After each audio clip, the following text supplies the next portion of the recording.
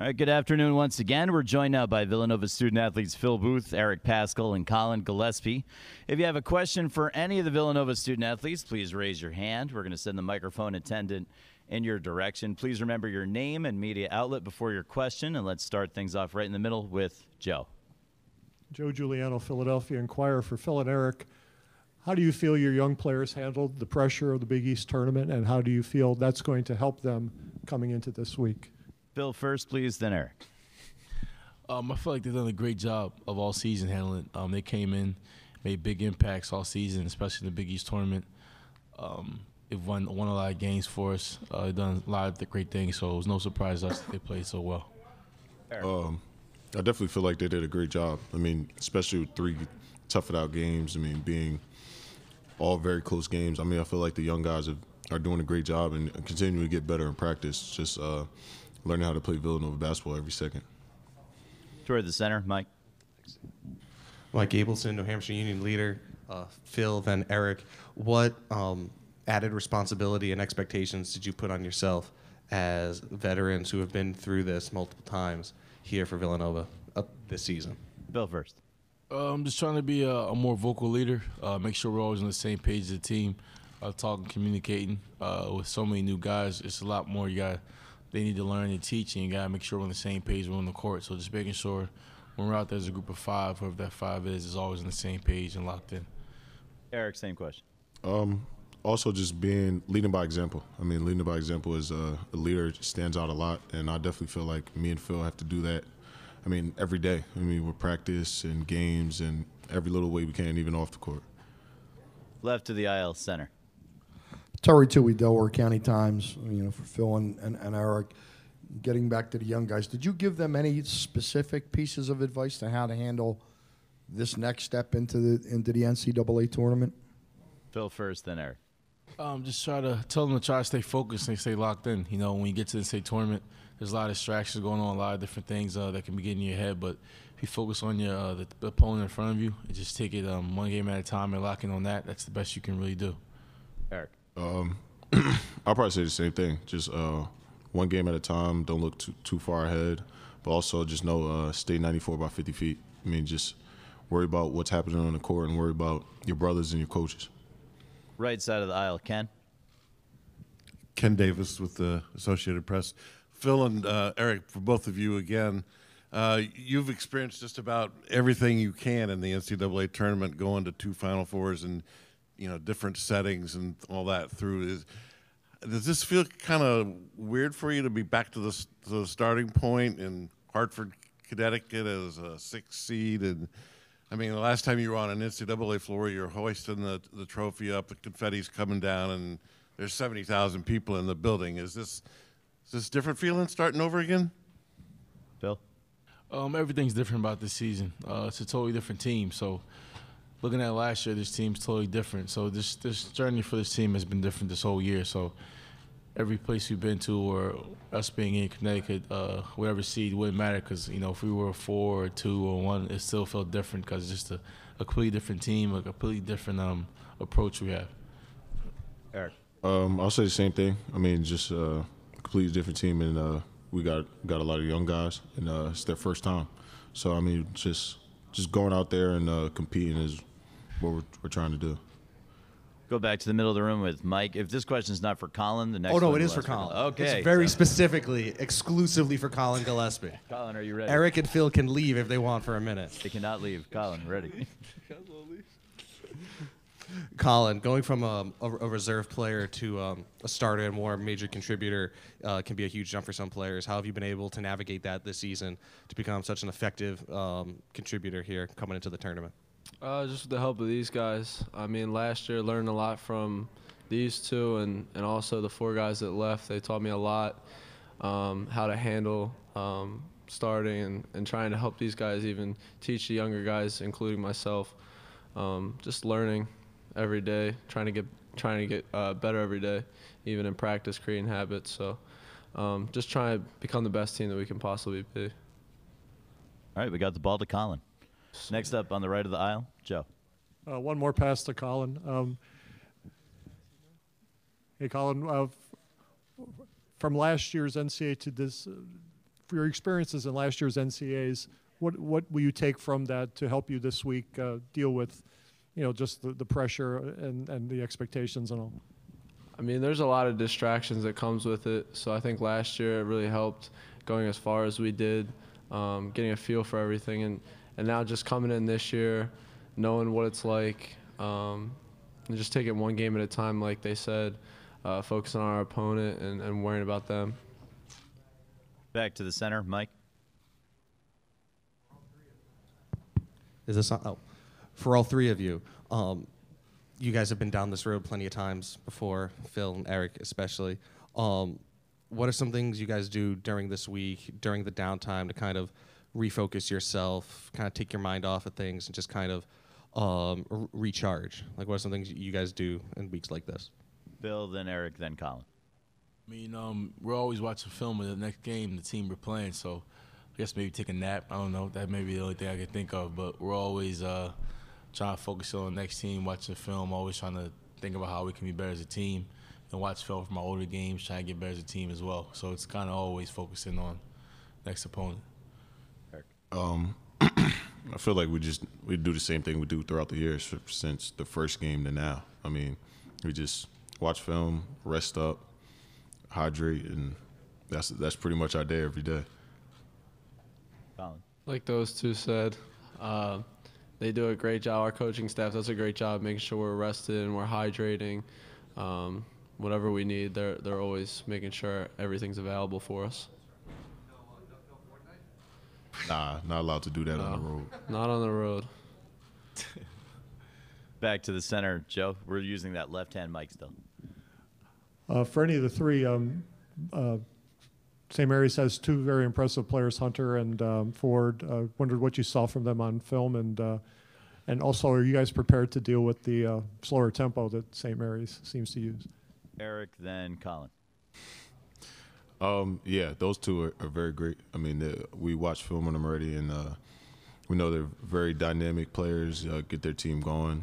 And as far as pace, I mean, we just go out there and play. I mean, we make the adjustments as we go. But, I mean, we know – but they can also push the ball. So, I mean, they're a very good team, very well-balanced, and it's going to be a battle.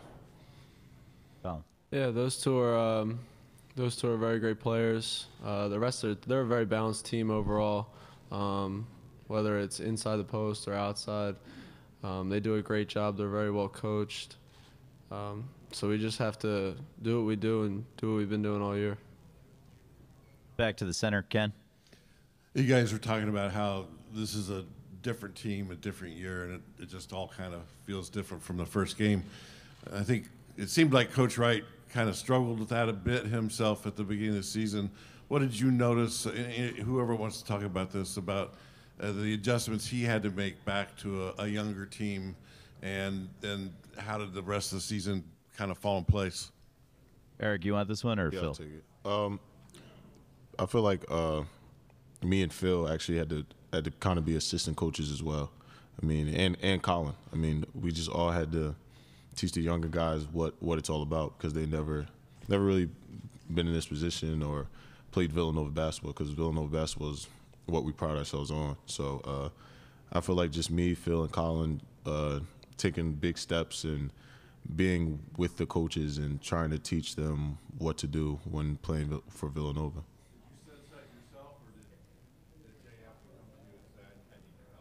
No, we sensed that ourselves. I mean, it was kind of both of us, but we definitely sensed it ourselves because we were the oldest. I mean, Colin got a lot of playing time last year. Me and Phil have been here for the longest. So, I mean, just we had to take on that role ourselves and embrace it. We do have time for one more question if there is one. Okay, no more questions. Phil, Eric, and Colin, we want to thank you guys for coming down to the main interview room. You guys are going to head back to the locker room right now, rejoin your teammates for another 15 minutes, and we'll have Coach Wright as soon as the dais is cleared. Thank you, guys. Thank you. Thank you. Thank you.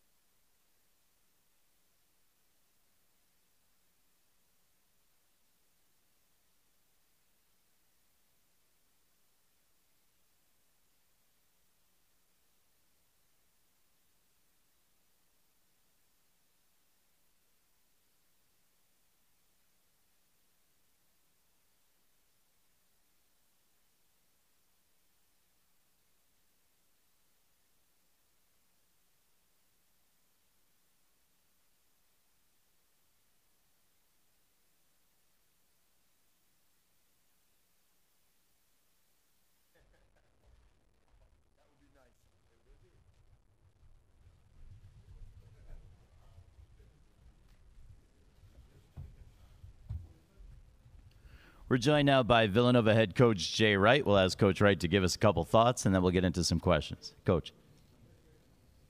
Good afternoon, everybody. Great to be here in Hartford. Yeah. Great Big East, old Big East town, man. Brings me, I was shuddering walking into this building. We've had some battles in here. But we're psyched about being here and know that we have a great challenge here with St. Mary's. We just, watching film, it's just so eerily similar to the 2010 team they had with Villanova and Sandman. They got great guard and forward, great bigs and Hunter, and supporting cast on this team might even be better. Really good team. Randy Bennett is an amazing coach. It's one of those teams that you like to. I love to watch them play during the season because I love their style. I love how disciplined they are, how intelligent, skilled they are, and you love watching them until you have to play them, and then it's not so fun watching the film. It's that kind of team, that kind of game. So we're ready. We're ready to go. If you have a question for Coach, please raise your hand. Coach, should we start with? I see Hoops is in the house. Hoops is in the house, man. Let's start it. Let's get the NCAA tournament started. Hoops, we got a microphone for you and everything. Thanks, Mark. I appreciate that. The one thing that they seem to do defensively is they take away threes. They're only giving up 5 a game, 31%. What kind of difficulty does that create for your kids? It's really amazing how they do it. I don't think anybody in the country does it like them. They have the ability to keep you in front of them, keep enough space to keep you in front of them, take away threes, and they protect the rim. It's really it's a great scheme.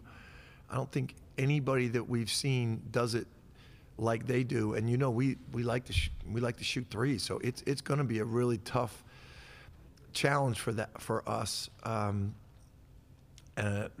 because they don't do it like anyone else does it. Most people get out on you and they extend and they deny. They use their length and they space you, and yet if you try to get to the rim, they keep their bigs in front of the rim and they protect the rim. It's why they're one of the best defensive teams in the country. They get a lot of credit for their offense, but defensively they're really good. Just to the right of the aisle, Joe. Joe Giuliano, Philadelphia Inquirer. Jay, how did you feel the young guys handled the pressure of the Big East tournament, and how do you feel that's going to help them coming into a week where a lot of them aren't used to the NCAA hoopla? Yeah, Joe. I thought getting, we count Joe Cremo as one of the new guys, and getting Joe Cremo, Cole Swider in those games, I thought Sadiq Bey was really good, and Colin Gillespie and Demir Cosby-Roundtree and Jermaine, they really haven't been big players in those games. And I thought as the tournament went on, we got better. I thought in the Seton Hall game, everybody looked really comfortable. And I really think that environment and that one and done feeling can help them here in the NCAA tournament. I do think all of this, is distracting for a player in a good way. They love it. The practice you have in front of a crowd. That's the one piece you can't simulate in the Big East tournament. And so how they handle all that is going to be interesting. But I definitely feel like the Big East tournament helped us. Back to the center, Ken. Ken Davis, AP Hartford. Welcome back, Jay. Thanks, Ken. Your guys were talking about how this has been such a different kind of year, and I know it started out with you kind of pulling your hair out a little bit at the beginning of the season. But from an NCAA standpoint, you've had all kinds of different experiences, and being the #1 seed, now you're a 6 seed, you're back to the smaller building. The last time you were on the floor, it was 70,000 people, and the confetti was coming down and you were holding the trophy. Talk about how, does this feel different this week? It does. It's different. We've been a 1 or 2 seed for a while. You're at a different kind of hotel. We're a 6 seed. The hotel's nice, but it's just, it's just different, and and and you could just tell the way people talk about you. It's different. I don't think we'd be honest if we didn't admit to that, But it's not bad, It's could tell we always have a great send off at Villanova. There's kind of like different expectations, but none of that. It's all there, and we recognize it. But when we were a 1 or 2 seed and we did have greater expectations, we tried not to let that affect us either. So we're not affected by maybe lesser expectations or lesser attention. We really work on that. We really do. The real beauty of this tournament is the game you get to play, and that's where you got to put your concentration. That's the real value. If you get caught up in anything else, you miss the real joy in the game and being prepared for the game. So we definitely recognize it, but I think we're going to take the same approach. You rely on Phil and Eric a lot Yeah. the new guys to get the feel for it? Definitely. And we've relied on them all year for every situation, right? I do think the good thing about the sophomores, even though they didn't play a lot, seeing all this and going through all this, they've seen it. I think that helps. But Phil and Eric, we say just when we leave the locker room here, I'll say to them, make sure the guys, are straight. They know what we're doing here. We rely on them for everything. Left to the aisle, Terry. Terry Tui, Delco Times. Hey, Jay. Yesterday was kind of a dark day for Big Five basketball. How did that affect you? What I'm sure that you get that news about Phil, and of course Dumpf gets knocked out. Now, what did that do to you yesterday? Yeah, I was thinking about that last night, Terry. I was in my hotel room by myself watching Dumpf's last game, and there was they had a camera shot of him walking into the locker room. I don't know if you saw that. It was emotional, and I was doing a radio show. I was actually doing Coach K's radio show yesterday. I was on hold, and the producer said, Mike wants to know if it's okay if he asks you about Phil. And I was like, what? He's like, yeah, I just came across, they parted ways. And I got emotional, It's Philadelphia Big Five basketball is a brotherhood. You're like brothers, right? You want to kill each other, just like brothers do if they're playing in the backyard, but you do everything together. We hang out together at the Final Four. We hang out at the Jersey Shore. We do Coaches versus Cancer. So it's a sad day. It's the one thing in life that that is a definite is change. It's probably gonna happen to all of us. Just the day it happens is really sad day. I didn't get that far with it yet, Terry. I didn't think of that. I still count on those guys. I think Phil, and as long as I'm around, I'll be like the little brother. I think Phil and Fran will always be the deans in terms of with me, and I have a feeling whatever they do next, they're still going to be big in Philadelphia. They're both institutions in Philadelphia. I came up under them, learned a lot from them, and I'll be the little brother to them. All the way over to the left side. Hey, Coach, this is Adam Bass with the Journal-Inquirer. You mentioned when you came up to the podium about the Big East. How cool is it that you guys, Marquette, both Big East teams, Leonard Hamilton, a coach with Big East experience, are all here in an old Big East building? It is very cool. I was walking. The team went ahead of me. I stopped to see somebody from UConn that I hadn't seen in a while. And I was walking by myself, and I was thinking about, man, there was some battles in here, man, with Coach Calhoun and Kevin Ollie, and I was really reminiscing as I walked by. I look in to the Westwood One studios. I see Donnie Marshall sitting there. I was like, oh my God, another guy, another UConn guy. But I've been reunited with a lot of UConn people, and much like the Big Five, the Big East is a brotherhood, and UConn was a huge part of it, and still a huge part of the history. So when you come back here, that's what you think about. You think about Big East. Anybody that was ever a part of that, as dominant as they were back then under Coach Calhoun, when you come here, that's what you think about. I do. And I know anybody that had any connection to the Big East still thinks of that. It's not like I said, change is change. It's part of life, and it's different now. But you're never going to take away what they meant to the Big East. Staying on the left toward the front. Frankie Graziano, Connecticut Public Radio. Coach, you spoke earlier about being in this arena, and Gino Auriemma the other day was lamenting how bad the building was in terms of being championship level for his team. What do you think about the building? I know you had all those battles here.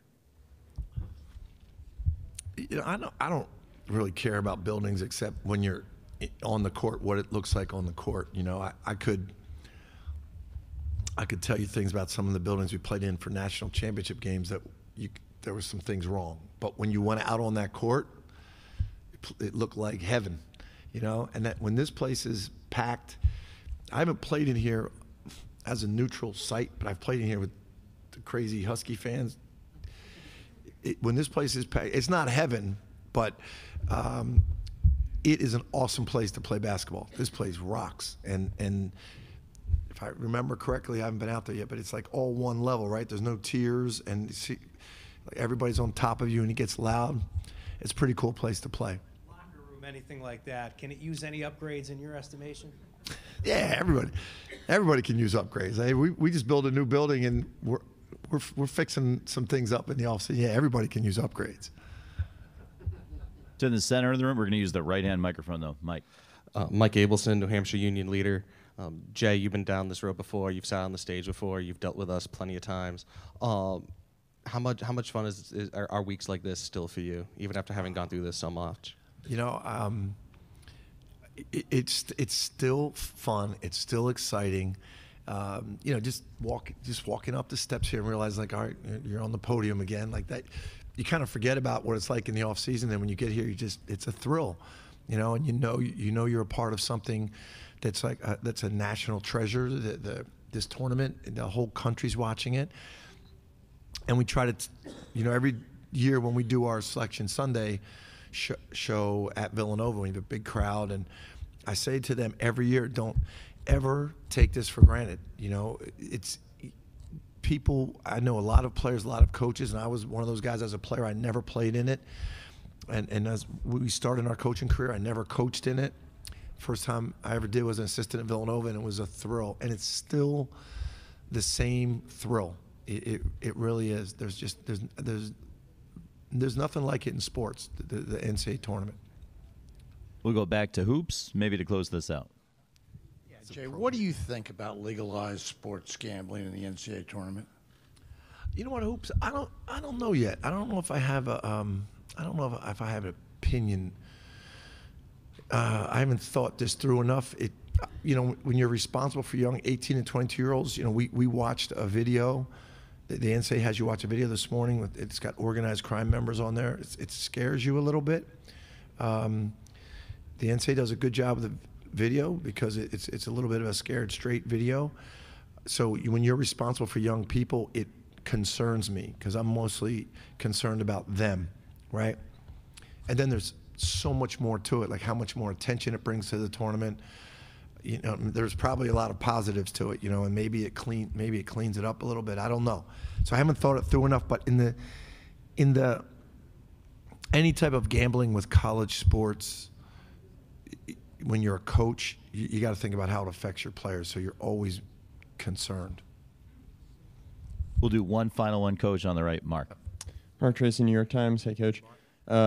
You've now taken a team that won the Big East tournament, also to the national championship, and a team that lost the Big East tournament to the national championship. So clearly there's no one way to do it, but I'm wondering, reflecting on it, how the two experiences compare, if there's any notable differences. That's a good question. Each group's different. That the year 16, I think 16 we lost to Seton Hall, right? And then in the final, that loss really helped us a lot. I tell Kevin Willard all the time, like I say, I owe you, because the game plan they had really opened us up to what teams could do to us, and then we prepared for that throughout the tournament, and some teams did it, and we were prepared. And then 18, we won it. It was an overtime game against Providence, which we won the game, but Providence did some things to us too. Like, we definitely could have lost that game. Mikal Bridges hit some ridiculous shots. It wasn't like great execution or anything on our part. We were in trouble. Both those times, we learned a lot from those games. This past game, we weren't good enough to be surprised. We're surprised every time we come out. We don't know what the hell is going to happen this year. So it's just it's totally different in that we're still learning about ourselves every day in practice and trying to get better every day. We're really a work in progress still this year. We want to thank